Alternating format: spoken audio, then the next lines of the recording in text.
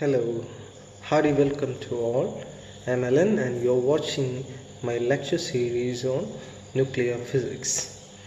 From last four lectures we discussed about the fundamental properties of nuclei, the stability factor, especially the binding energy per nucleon, which determines the exact stability of a nucleus. From this lecture, I'm looking forward to understand much more about the symmetry and the structure of nucleus. To understand about the nuclear structure, we first want to know about what exactly is a nucleus. We do have some information, but I don't think that is enough for us to conclude about the actual structure of nucleus. In fact, we cannot say yet that the nucleus should be precisely of some particular order or fashion or some exact structure as we all discussed in this lecture. We cannot assure that. We do have some models, and these models come close to the experimental results, but still there are some contradictions, some additional features.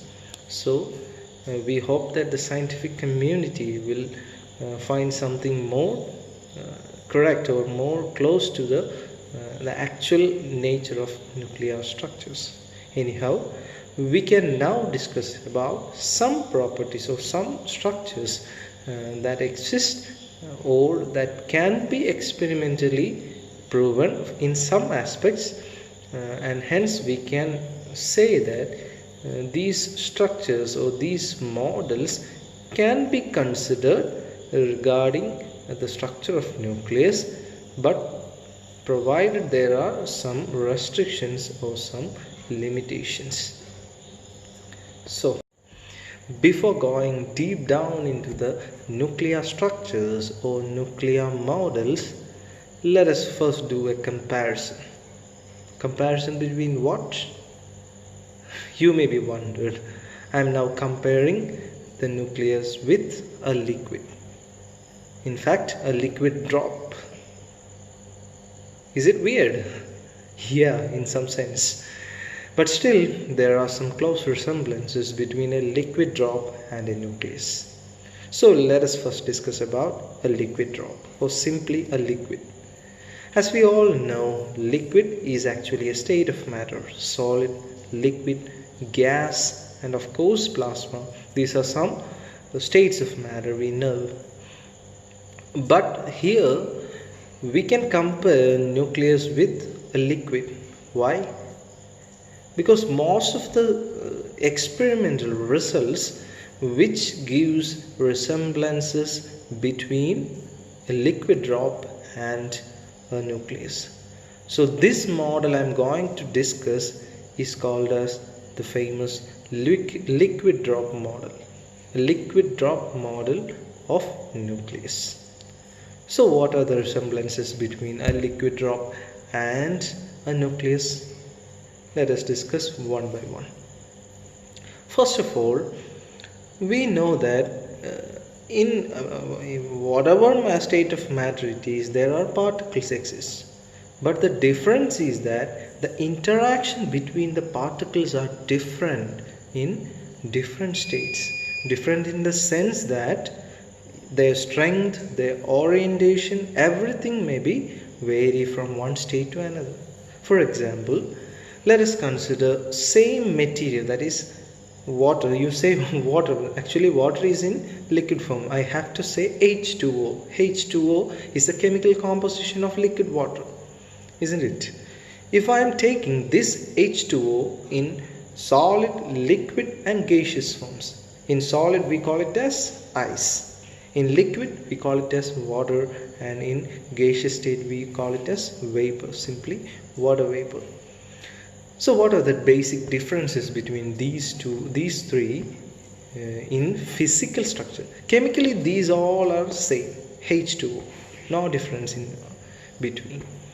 But physically there are lots of differences in their shape, in their size, maybe in their structure, their physical behavior. Everything may be different. So, while considering a liquid and a solid, we know that the particles are much closely packed in solid states. So the interaction is actually much more stronger. We have to say that the bond strength is much higher when compared with liquid or gas in solids. So while considering liquids, we have to say that it has an intermediate strength of force when comparing with solids and gas.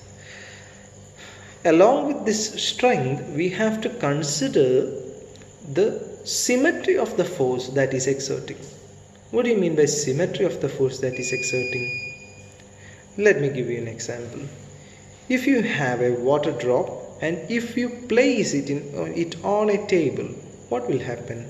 In which shape you will see that water droplet? We all know, in spherical. Why? Why the water droplet is seen in a spherical structure? The answer is yes, it is. It is surface tension. So even though all of the particles are having some interaction with the neighbor particles, the surface of the particle or the surface level particles have some anomalies because they don't have other particles in all directions. They only have particles within the radial directions inside only. They don't have any particles outside the layer, the outermost layer. So the force is having an inward pull in each direction in the direction of radius vector. That is why it tends to have a spherical structure. So in liquids, clearly we can say that there exists a symmetry of force and it is directing towards the center of that entire material. That is why it is acquiring a spherical structure. Then what other features we can discuss about a liquid? Say, what do you mean by a volume of the liquid? Actually, matter needs space to exist. That is why it is called matter. So, in order to acquire some space, solids, liquids and gases have different approaches. We know that solid has a rigid structure. It cannot be deformed. Some solids can be deformed, that's understood. But still, we can generalize that solid has a structure of its own. It does not depend on the place where it actually sits. But in the case of liquids and gases, the shape of that liquid or gas is exactly the shape of the vessel it contains. Is that clear? So, in order to acquire this, the interaction between the particles should be moderate. Moderate in the sense that it should not oppose the entire liquid to be formed in that shape which it is contained in a vessel. So this volume is actually the space occupied by this liquid in its carrier or in its container. So while considering volume, we have to discuss another term. It is called density. What do you mean by density? Mathematically speaking, density is nothing but the ratio between mass and volume. So what is the difference between two liquids having different densities? Clearly the mass. Say if we have two different liquids and these two are taken in same volume vessels, but if we measure the mass or similarly if we measure the weight, these two will show different values.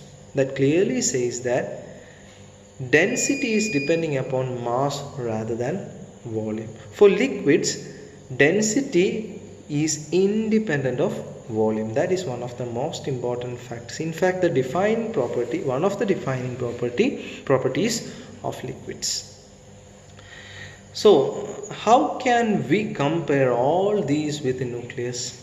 Let us discuss in that way. So basically, nucleus is actually a core of positive charge which is having very high density. What is the order of density of nucleus? It is actually 10 to the power 17 kilogram per meter cube. That is actually the order of the density of nucleus. It has positive charge because the nucleons consist of protons and neutrons. Neutrons may not have any charge, a total charge, but protons has charge. So how can we compare this nucleus with this liquid drop? The liquid drop model of nucleus will explain this. So the first point is that similar to the surface tension or similar to the symmetry of forces, there exists a symmetry of force within the nucleus. So what kind of force is driving within the nucleus? We should say nuclear force. We will discuss about the properties of nuclear force later, but for reference, we should say that the nuclear force is one of the most strongest force. In fact, the most strongest force in the universe, but it has other properties. Say, like it has some saturation value. You cannot increase the nuclear force beyond a limit. There is exactly a saturation value. Secondly, it is very short ranged. You cannot have nuclear force in meter range or in centimeter range, even in millimeter range. Nuclear force has a range within the radius of nucleus, say 1 Fermi meter or something. So it is very short ranged. So how can we compare these properties of nuclear force with the surface tension? Simple. Similar to the surface tension, nuclear force is acting between adjacent particles only. That is the property, the similar property with the surface tension. The particles having interaction with each other only. One particle may not have any further force applied or force of interaction between a far particle. Similar to that, in nuclear physics or in nucleus, the nuclear force acts only between the adjacent neighbors. So the nucleus in general, for this model, I should say that for this model, the nuclear structure is assumed to be spherical due to this or these all points. So the first point is that similar to liquid drop, nucleus will acquire a spherical charge. A spherical structure. The reason for this spherical structure is actually the nuclear force itself. It is having not only nuclear force but also similar to surface tension, there is an outermost boundary. That boundary is actually made of some potential barrier. The particles trapped inside cannot escape this barrier, and hence it acquires a spherical structure. Exactly similar to a liquid drop. A stable drop having a spherical structure, and a particle, or say a water particle inside the spherical structure cannot spontaneously escape this spherical structure. Similar to that, a particle or a nucleon trapped inside a stable nucleus cannot be escaped spontaneously. I should stress on the word stable nucleus because we will discuss about radioactivity and nuclear fission and so on later. All these are having some connections with the term instability or unstable. Okay, so for this purpose we can say that liquid drop and nucleus having some similarities. Okay. Another point that has to be considered is that the effect of temperature or heat energy to a liquid.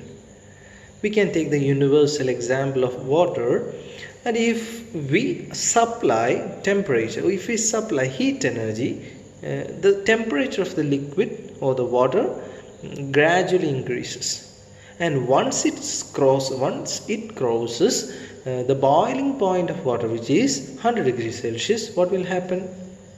The particles or the water, liquid water, will instantaneously convert into vapor or change of state. Similarly, what will happen if we use some projectiles or some particles having some velocity and supply it to some nucleus? What will happen? There are chances for so many reactions, so many types of reactions. If the size of the nucleus is moderate, then what will happen? The energy from this particle or the entire projectile particle is absorbed by the nucleus and itself converts into a complex nucleus having higher energy. Then what will happen? The ultimate purpose of every physical phenomena is to acquire low energy or stability. In order to attain stability of this compound nucleus, there must be some physical process happening. And the physical process happening in this case is radiation. It will radiate some particles and comes down to its lower energy state or ground state. So we can also compare these properties between liquid drop and nucleus. Is that clear? Again, another property is that what will happen if a single droplet of water is allowed to slowly oscillate? What will happen? If the drop is that much big, then it will try to separate, isn't it? Similarly, if the nucleus is a heavy nucleus and if we try to increase the energy of the nucleus by having some projectiles bombarding into this nucleus, then this nucleus will break apart. This is called a nuclear fission. So considering these points also, we can say that the liquid drop and the nucleus have some similarities, some serious similarities in between, and we can consider a liquid drop will resemble with a nucleus. So these are the fundamental concepts of the liquid drop model.